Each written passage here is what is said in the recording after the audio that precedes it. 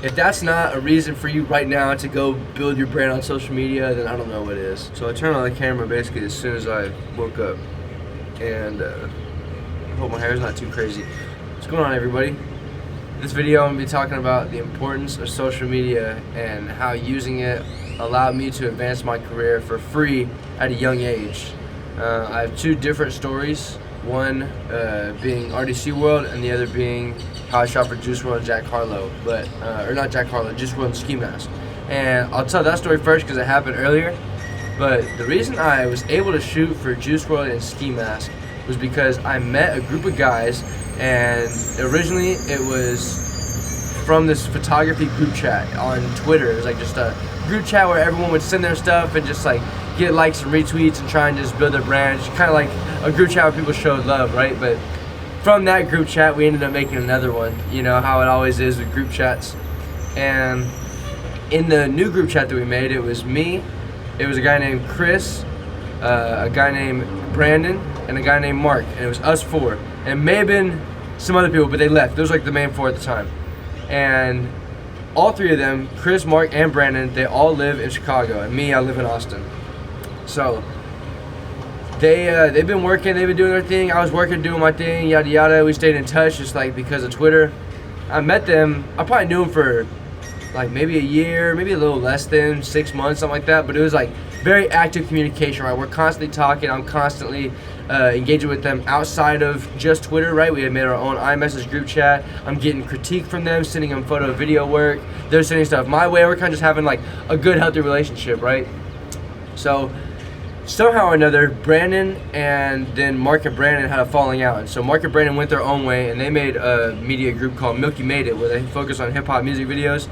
And then Chris went his own way and made a group called 3DN, I think it's 3DN like visuals or something like that. But it's a whole production company, and they do like more like real kind of like movie production stuff. All of them are extremely fucking talented. I just realized I got a little fingerprint on here. All right, I met them, stayed in touch, just over social media, showing love, getting critique, right? We had a good relationship. So, they're up in Chicago, where WRLD's from, and they knew the guy who was the head of the production for the tour that WRLD was going on. It was the Death Race for Love tour. I think that's what it was called, but it was for that album. And they knew the guy. That guy's also, name was Brandon. And so they knew Brandon, and they started just going to the shows. They went to a whole bunch in Chicago, kind of toured to some other ones in their area, and they came to Texas, and they went up to Houston, or went up to Dallas and then to Houston, I think, or maybe they went to Houston after. But they were coming through Austin, and they said, hey, you want to come through? And I was like, fuck yeah, I do. So boom, met up with them. I was living up north in Cedar Park at the time. I drove down, met with them, went to the hotel. It was Brandon and Mark, and they also had a friend with them at the time. And they said it was only 2 people that could get photo passes. And this is real as fuck, but Brandon and his homie, they stayed back at the hotel just so they could get some work done and allow me the opportunity to go shoot. And so Mark and I went to the show. Polo G was actually the opener, and we didn't actually get to see him perform, although we did see him walk out the back whenever we were trying to get our credentials from Brandon. Ended up shooting the show, had a great time. I ended up staying the night at Mark and Brandon's hotel just because it was so late, and just super tired, super drained, running around just trying to get the best picture. So ended up sleeping at their hotel, and then the next morning I drove back up north Cedar Park. But great fucking memories. But I met them because of Twitter. I met them literally because of Twitter, and that was the first time I actually met them in person, was going to meet up for the show. So the power that it gives you. Second story, RDCWorld, how I shot for them. And I don't know if I've ever actually told this story, but it was because of this guy named Levi. And I met Levi through Twitter.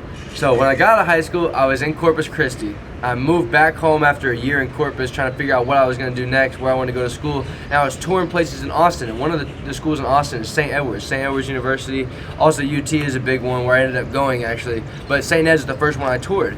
And I had a friend of mine from school, and I texted Alex saying, hey, yo, I know you at St. Ed's, do you like it? Do you know any of the photographers? Yada yada. And he sent me this one guy named Levi, and just shared his Twitter profile with me. I was like, damn, this guy is super dope. Like, super good photographer, like, cool ass photos. He was doing portrait stuff. And I think this is before he shot for RDC. Like, it was just, I could just tell he was cold, right?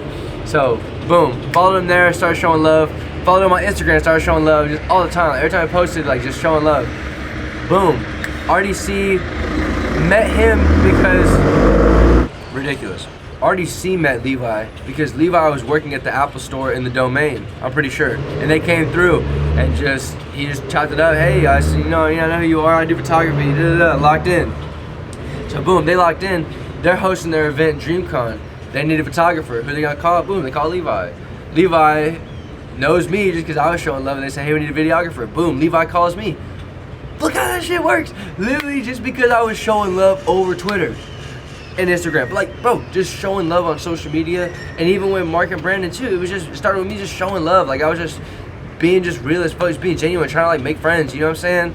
Just trying to be a real ass human, and it worked, bro. And it wasn't me trying to like get something out of people, but it was just like I didn't know the positive consequences that my actions were gonna have.